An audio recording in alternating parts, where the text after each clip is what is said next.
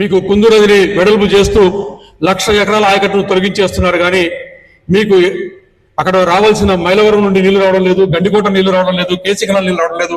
దీని మీద ప్రభుత్వాన్ని ఏం డిమాండ్ చేస్తారు? ఈ 2 నెలల కాలంలో ఏ కార్యక్రమం కావాలని, ఈ 2 నెలలు చేయకపోతే ఆగస్టు మనం ఏం చేద్దాం అన్న దాని మీద మీ దగ్గర నుండి ఒక ఖచ్చితమైన ఒక అజెండా వస్తుందని చెప్పి నేను ఆశిస్తున్నాను. అందరికీ నమస్కారం. నా పేరు ఉమ్మడి సహదేవరెడ్డి, భారతీయ కిసాన్ సంఘ్ రాష్ట్ర అధ్యక్షుడిని. ఈరోజు రాయలసీమకు జరుగుతున్నటువంటి అన్యాయం గురించి మనం ఎన్నోసార్లు వెలుగెత్తినప్పటికీ కూడా ఏమాత్రం స్పందన లేదు. కాకపోతే కేంద్ర ప్రభుత్వం వెనకబడిన జిల్లాల్లో, వెనకబడిన ప్రాంతాల్లో రాయలసీమకు, ఉత్తరాంధ్రకు ప్రకటించినటువంటి స్కీములో రాయలసీమ హార్టికల్చర్ హబ్ అని ఒక పేరు పెట్టి దానికి అప్పు తీసుకొస్తున్నామని చెప్పి మన పేపర్లు వేయడం జరిగింది. అంతే తప్ప ఏం లేదు. అవి కూడా పరిశీలిస్తే కేవలం కాంట్రాక్టర్ల కోసం మాత్రమే చేసినట్లుగా అనిపిస్తోంది. ఎందుకంటే పెండింగ్ ప్రాజెక్టు నిర్మాణాన్ని కేవలం కాంట్రాక్టర్ల కోసం మాత్రమే, కాంట్రాక్టర్లకు బిల్లు చెల్లించడం కోసం మాత్రమే ఏర్పాటు చేసినటువంటి ప్రకటనలాగా కనిపిస్తోంది తప్ప వేరే విధంగా ఏమి కనిపించలేదు రాయలసీమకు. కాకపోతే మనకు రాయలసీమలో జరుగుతున్నటువంటి అన్యాయాన్ని మనం గమనిస్తే మనకు చాలా వరకు అన్యాయం జరుగుతూ ఉంది. సిద్ధేశ్వరం అనేది మనకు బ్రిటిష్ కాలం నుంచి ఉన్నప్పటికీ, మనకు స్వాతంత్రం వచ్చిన తర్వాత కూడా దీని మీద ఎన్నో ప్రయోగాలు చేసినప్పటికీ అది మనం సాధించలేకపోతున్నాం. అంటే రాయలసీమలో అడిగే వాళ్ళు లేకపోతే పెట్టేవాడు ఎవరు ఉంటారు? అడగండి అమ్మాయినా పెట్టదంటుంటారు. కానీ అడగడంలో మనకి ఎక్కడో లోపం ఉంది, మన ఉద్యమంలో ఎక్కడో లోపం ఉంది, మనం అడిగేటువంటి హక్కుల్లో ఎక్కడో లోపం ఉంది. ఆ లోపం ఎక్కడయా అంటే మనలో ఐక్యత, రైతుల్లో ఐక్యత లేకపోవడం. మరి ఈ అవసరం రైతులకు మాత్రమేనా, ప్రజలకు లేదా? రైతులు పండిస్తేనే కదా పంటలు పండేది, వాళ్ళకు నీళ్లు, వసతులు, కరెంటు ఉంటేనే కదా పంటలు పండేది. మరి వాళ్ళకు వసతులు కల్పించాల్సిన బాధ్యత కేవలం ప్రభుత్వాందేనా? తినే మనకు కూడా ఉంది కదా, తినే ప్రజలకందరికీ కూడా హక్కు ఉంది కదా. వాళ్ళు పంటలు పండించాలంటే వాళ్ళకు వసతులు కల్పించాల్సిన బాధ్యత ప్రభుత్వానికి, లేదా మనమే చేసుకోవాలి ఆ వసతులు అనేటువంటి ఆలోచన ప్రజల్లో రావాలి కదా. అది కొరబడింది. వాస్తవంగా చెప్పాలంటే ఇవాళ కొరబడింది ఇక్కడ మనకు. ఆ ఆలోచన విధానాన్ని మనం తీసుకురాకపోతే భవిష్యత్తులో మనకు ఈ రాయలసీమ ప్రాంతము నీటి కోసమే కాదు, దేనికోసం కూడా ఎడారిగా మారేటువంటి పరిస్థితి ఉంది. సిద్ధేశ్వరం అలుగు అనేది మనం ఎప్పటి నుంచో కోరుతున్నాం. సరే, అసలు సిద్ధేశ్వరం అనేది తెలియదు ఎవరికి. ఒకప్పుడు రాష్ట్ర ప్రభుత్వం, కేంద్ర ప్రభుత్వాల దృష్టిలో, బ్రిటిష్ ప్రభుత్వం దృష్టిలో ఉన్నప్పటికీ మనం రాయలసీమ సాగునీటి సాధన సమితి దశరథరామరెడ్డి గారు కానీ ఇంకా కొంతమంది పెద్దలు కానీ దీన్ని బయటికి తీసుకురావడం జరిగింది.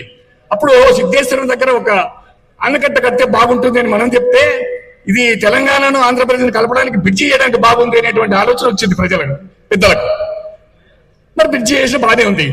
మరి గౌరవ ప్రకాశం పంతులు గారు పేరు పెట్టినట్టుగా ఇక్కడే ఒక పెద్ద పేరు పెట్టి ఒక బ్యారేజ్ కడితే ఎంతో ఉపయోగం ఉంటుందని మనం పోరాటం చేస్తున్నాం. దానికి కూడా స్పందన లేదు. తీగల వంతెన అక్కడ పోయి చూసేవాడు ఎవడయ్యా? తీగల వంతెన సిద్ధేశ్వరం పోయి చూసేవాడు ఎవడు? ఆ బస్సులో ప్రయాణం చేసేవాడు, లేకపోతే ఆ దారిలో ప్రయాణం చేసేవాడు ఎవడు చూడు. దానివల్ల ఉపయోగం ఏంటి? తీగల వంతెన కట్టు, కొన్ని వేల కోట్లు పెట్టి అందరికీ టూరిజం డెవలప్మెంట్కి ఎక్కడైనా కట్టు. ఇక్కడ కాదు కదా. ఇక్కడ మామూలు వంతెన కట్టి ప్రాజెక్టు కట్టాలనేటువంటిది మన యొక్క ఆలోచన విధానం.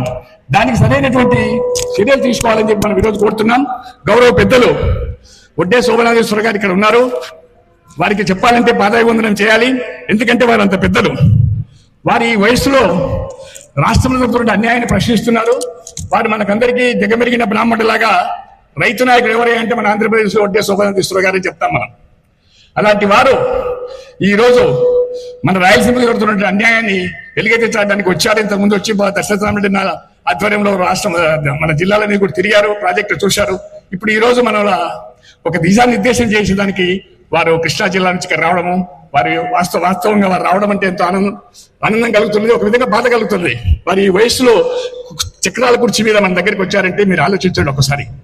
మరి ఆయనకు అవసరమా?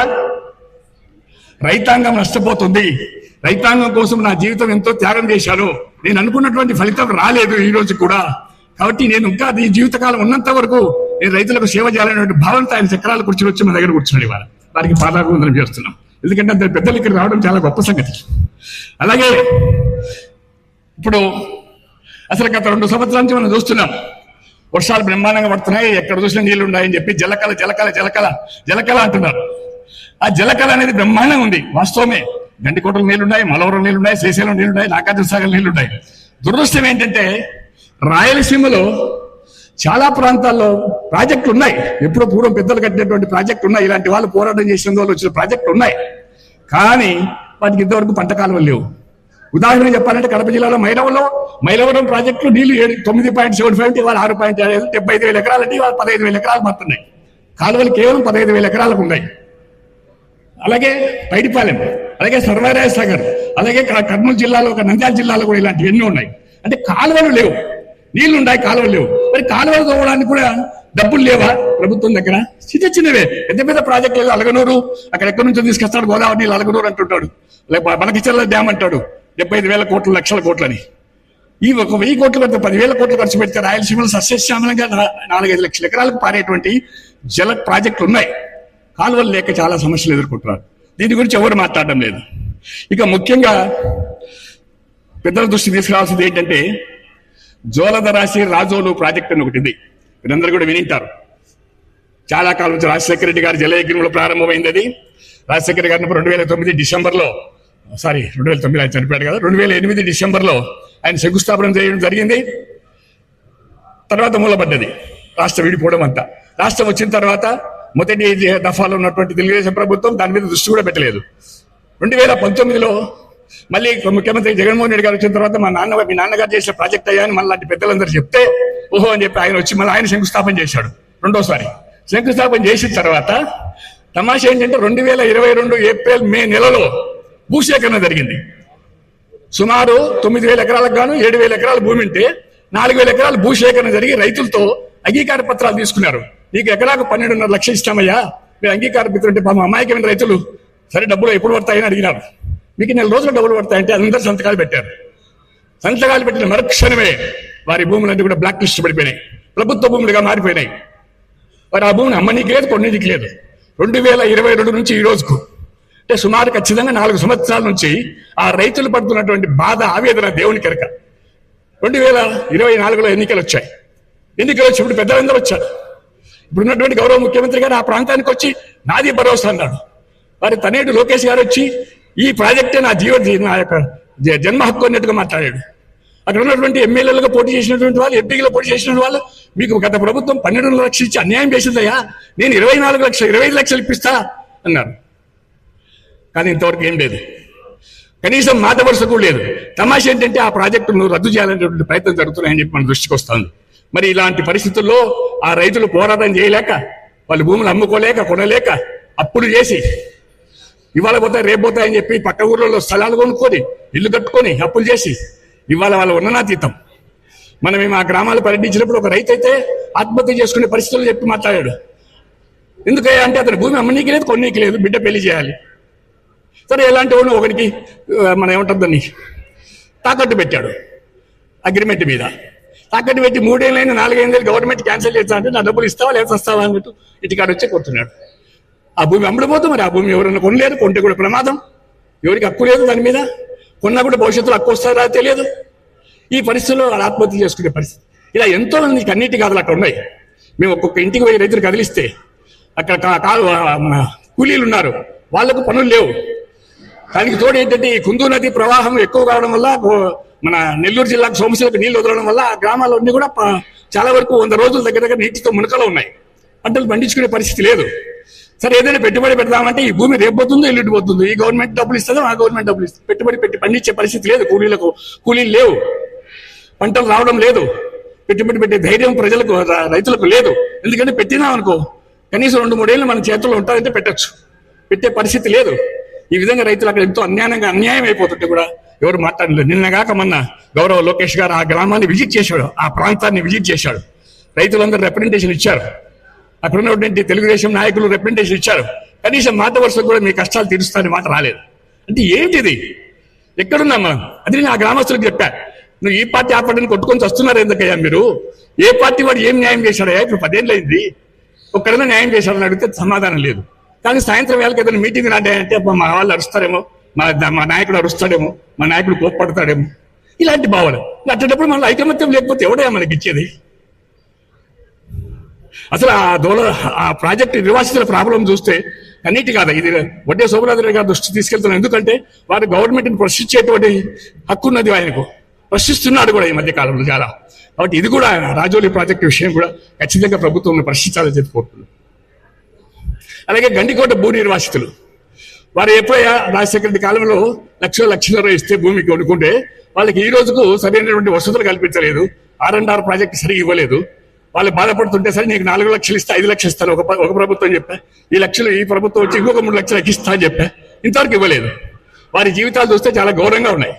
అంటే ఏంటి, ప్రాజెక్టుల కోసం త్యాగం చేసినటువంటి రైతుల యొక్క పరిస్థితి అంత దీనంగా ఉంది. ఇక ఇంకొక విషయం ఏంటంటే, ఈ రాజోలి ప్రాజెక్టు బాధితులు అలా ఉంటే మరి బాగుపడే వాళ్ళు ఉంటారు కదయ్యా. కడప జిల్లాలో 10 మండలంలో 90 లక్షల ఎకరాలకు దగ్గర 90,000 ఎకరాలకు సాగునీరు అందుతుంది. మరి వాళ్ళు బాధపడాలి, వాళ్ళు కనీసం వీళ్ళకి సపోర్ట్ రావాలి కదా, రావడంలే. ఏడ్చేవాడు 3 వస్తుంది 4 వస్తాను సాంతలాగా వచ్చినప్పుడు వస్తాలే నాకు రాకపోయిన పరిస్థితులు ఉన్నారు తప్ప ఆలోచన రావడంలే. ఇంకా మరి ప్రజల్లో అడిగే హక్కు లేనప్పుడు ఎవరు మన మాట వింటారు? కాబట్టి ఒక్కసారి ఆలోచించాలని చెప్పి ఈ సమస్య చెప్తున్నా. అలాగే ఉక్కు పరిశ్రమ, కడప జిల్లాకు ఉక్కు పరిశ్రమ వస్తుంది, ఇదిగో అదిగో అన్నారు. నేను 18 రోజుల ఏదో 2 వారాలు అన్నాడు ఒక ఆయన, ముఖ్యమంత్రి గారు కొత్తగా వచ్చినప్పుడు చంద్రబాబు నాయుడు గారు. ఇప్పటికి 2 సంవత్సరాలు అయింది. 15 రోజుల్లో వర్క్ స్టార్ట్ చేస్తారని అక్కడ ప్రకటన చేశాడు, ఇంతవరకు లేదు. ఇక తర్వాత నీకు ఈ రాయలసీమ హబ్ కింద రకరకాలుగా హార్టికల్చర్ హబ్ అని పెట్టి దాంట్లో రకరకాలు చేస్తున్నారు. గాలేరు నగరి హంద్రి డివా ఏంటి అనేది మన దశరథ అన్న గారికి అన్ని తెలుసు కాబట్టి ఆయన చెప్పాడు, మీకు ఆల్రెడీ అందరికీ తెలుసు. ఇక ఇంకొక చిన్న మాట చెప్పాలి. ఇక్కడ రైతులకు జరుగుతున్న అన్యాయంలో ఇదే నంద్యాల పట్టణంలో ఒక పెద్ద అన్యాయం జరిగింది, కానీ ఎవరు ప్రశ్నించడం లేదు. మనకు మార్కెట్ యార్డ్ నిర్మాణం అనేది ఎవరి కోసం? రైతు కోసం. మార్కెట్ యార్డ్లకు భూములు ఇచ్చింది ప్రభుత్వం ఎవరి కోసం? రైతులకు వసతులు కల్పించడం కోసం. దురదృష్టవశాత్తు నంద్యాల మార్కెట్ యార్డు 2 ఉన్నాయి. ఒకటి 15 ఎకరాలు, ఒకటి 8 ఎకరాలు చిల్లర. మొత్తం దగ్గర 29-24 ఎకరాలు భూమి ఉంటే సుమారు దాని ఈ రోజు మామూలు మార్కెట్ వెళ్తే 500-600 కోట్ల విలువ చేస్తుంది ఆ భూమి.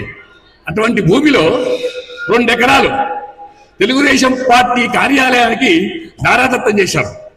ఎకరాకు 1000 రూపాయలంట, 33 సంవత్సరాలంట. 33 వాటి కదా, 300 ఏళ్ళైనా వాడు ఖాళీ చేయడు. అంటే మన యొక్క ఆస్తి అది, రైతుల ఆస్తి అది. మార్కెట్ యార్డ్ అంటే ఎవరితో కాదు, రైతుల ఆస్తి. ప్రజలు ఎవరు అడగరు దాని గురించి, ఉద్యోగులు ఎవరు అడగరు.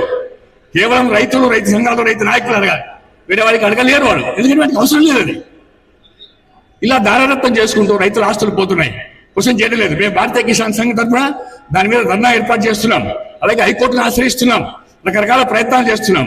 దీనికి అంతటికీ మీరందరూ సహకారాలు అందిస్తే, అందరూ కూడా కదిలి వస్తే ఎందుకు రాదా ప్రభుత్వం దిగిరాదా? ఒక్కసారి ఆలోచించండి. ఇలా రైతులకు అన్యాయాన్ని ఎదిరించడం కోసం, రాయలసీమకు జరుగుతున్న అన్యాయానికి ఎదిరించడం కోసం మనమందరం ఐకమత్యం కావాల్సినటువంటి అవసరం ఎంతో అవసరం ఉంది. దీన్ని దృష్టిలో పెట్టుకొని మీరందరూ కూడా ముందుకు రావాలని కోరుకుంటూ నాకు ఈ అవకాశం ఇచ్చినటువంటి పెద్దలకు నమస్కారం చేసుకుంటూ తెలుసు. థ్యాంక్ యూ వెరీ మచ్ అన్న చాలా అంశాలు రైజ్ చేశారు. దాని గురించి తర్వాత నేను నా ప్రసంగంలో స్పందిస్తాను.